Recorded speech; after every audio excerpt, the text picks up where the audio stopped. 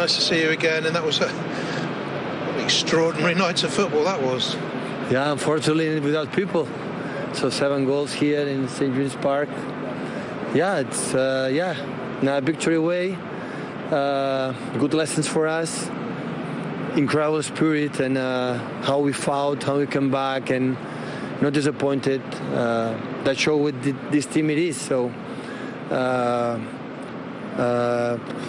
no any complaints and regrets about after being champion, after just training one day.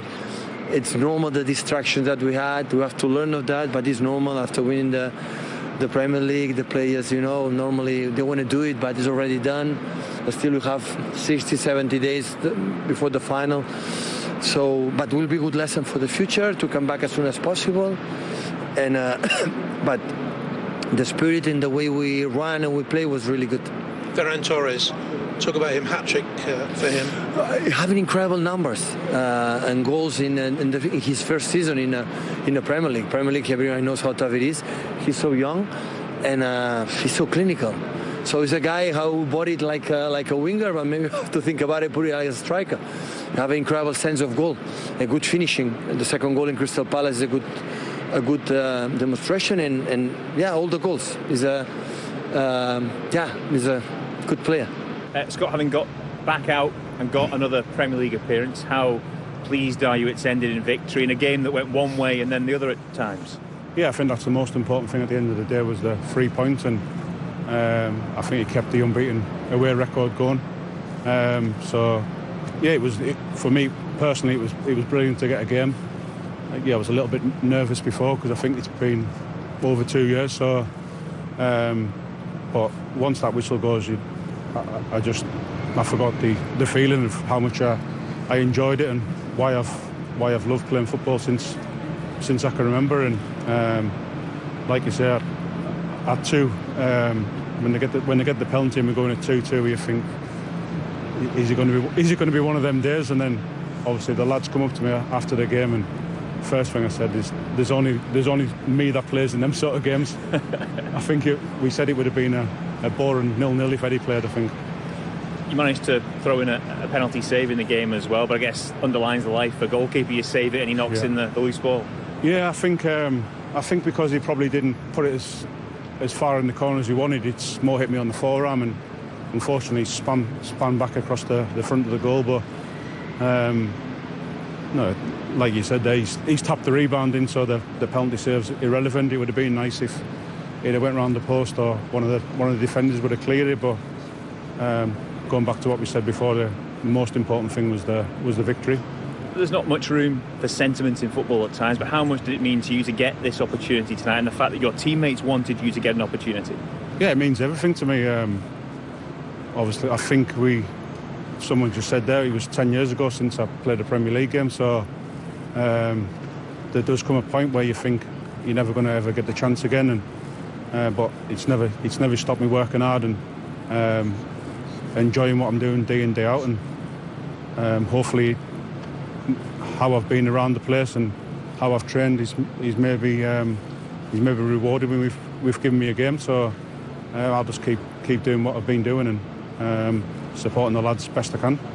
Just finally, give us an insight in what enables this group of players to reach the heights that they are reaching just now, the way they've come back and reclaimed the title this season and pushed themselves into a Champions League final. No, it's an incredible group. They've got a great mix. Obviously, they've got the best manager in the world. His tactics are nothing like we've seen before, but he's got the players who can do it. He can plan it on the training ground, put it on the tactics board, and they can do it. No questions asked. But no, it didn't start too well at the start, but no one stopped believing, and everybody knew it was only a matter of one victory and they could go on a great run, and that's obviously what happened. Welcome back. We've been treated to a thoroughly entertaining Premier League contest at St James's Park. At Manchester City, the newly crowned champions, winning away to Newcastle United by 4-3. Ferran Torres will undoubtedly come away with the headlines. I just wonder now, has he almost announced his arrival on the back of that hat-trick today? Well, he's give Pep a big decision now. Again, we talk about off air, we're talking about who's going to play in the Champions League final, and when you score a hat-trick with a couple of games before the final, he must be thinking, I'm ready. Pep put me in the final. What a great game. You know, he looked like he's played there all his life, and he's just looked really sharp. When defenders were sort of dreaming or sleeping, he was coming alive. He was alive in the box, as we say, fox in the box, and he was really sharp tonight. How impressed were you with his performance? Really impressed, and you know, I sat here complaining before the start of the game that they'd won the Premier League without a centre forward. What chance have you got? But I saw a centre forward today that I'm excited about, and I think in time to come he will be a major force for Man City in the way that they play. Do you think they might actually contemplate him as a future successor for Sergio Aguero? Well, Pep sees him every day, works with him every single day. So we've seen him tonight. We thought he was brilliant. He could be like that every single day in training. We don't know sitting here, but he's definitely given him something to think about for sure. And we thought before the game Jesus would play central, and maybe him on the wide ones. But you know, Jesus was out right, and Torres was through the middle, and you can see why. I say he's clinical tonight, and he's going home with a match ball. At one apiece, his first of his three made it 2-1 in City's favour. It's just the audacity of it, though, Shay, isn't it? Yeah, I mean, there's a lot of quality here. I mean, the ball from Gundogan's fantastic. I mean, Murphy won't be overly happy with his defensive point of view. If we highlight Murphy at the front here, he should drop with the rest of the line, and I think he heads us clear if he does that. When you have a forward-thinking player in a dangerous area like that, then you're going to cause problems. But taking nothing away from the finish, that has a phenomenal finish. No right to score really from there. Absolutely, absolutely. You know, it's one of those freaky.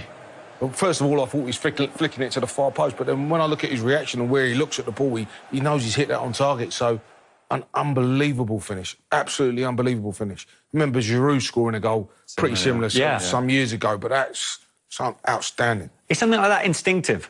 Yeah, I mean, you know where the goal is, and you know he knows his game's about scoring goals, and you just look at his reaction. He's not looking to the far post. He's looking as soon as he's made connection. He's looking straight to the goal because he knows this is on target and he's got a chance. That's the goal of the night, definitely, and it could even be one of the goals of the season. I think we'll look that back at the end of the season, thinking it's got to be up there with one of the goals of the season. Fantastic finish. Newcastle went on to score 2 penalties, but then, of course, City hit back through Ferran Torres. He showed his predatory instinct, really, didn't he, for his second goal?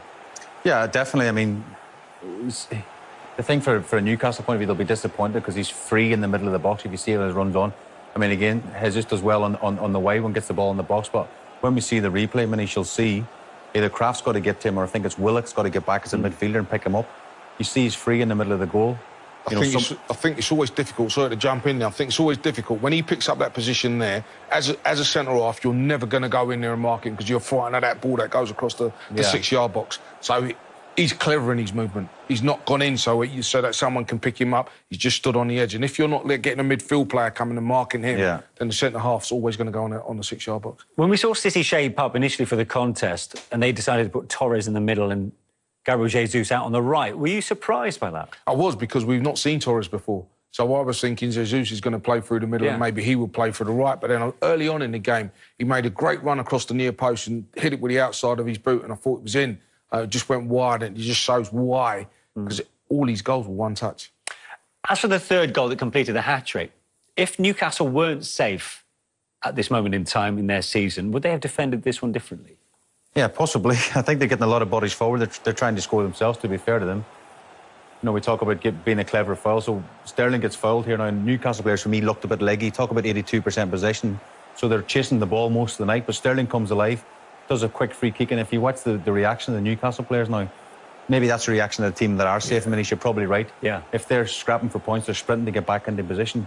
And now they never really get their team shape back in the right positions. And comes out to Cancelo here on the left side. And again, I think maybe Murphy can come out to the ball quicker.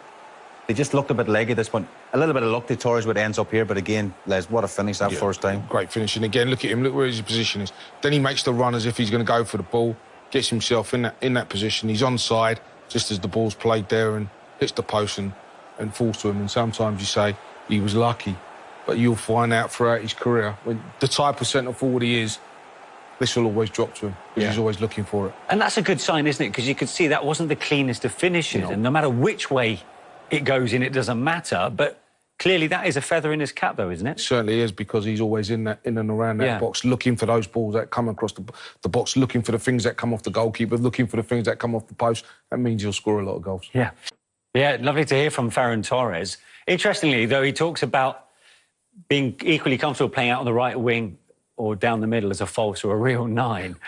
Is he a star in the making for you as a proper 9? I think you look at all modern day centre forwards or front players, and most of them can play in. They'll say in any one of the positions. Every time I get an agent text me about a player, he can play anywhere across the front three nowadays. So he's obviously one of them as well. He's a right winger but can play centre. But it's an easy selling point then. It certainly is, mate. And when you look at the goals that he scored tonight, he looked like a genuine centre forward. And so for me, we're talking about strikers. It just looked like it because the goals were instinctive. He didn't think about them, just bang, bang, bang.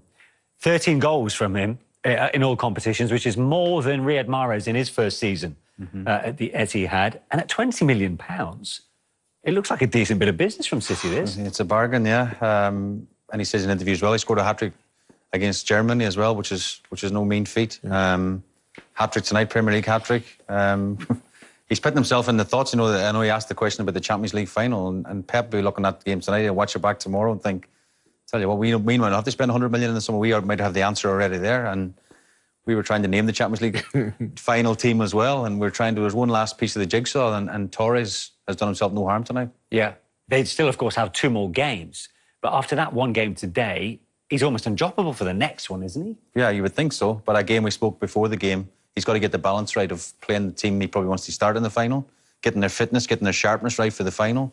But then again, when someone scores a hat-trick, it'd be, as you say, Manish, it's very hard to drop in the next game. But if you're Torres, you just want to keep on playing, won't you, on the back of a hat-trick? Of course you do. Of course you do. But this is modern-day football. And you can score a hat-trick and be on the bench for the next game, which is, as a centre-forward, as someone who scores goals, it frustrates the absolute life out of you.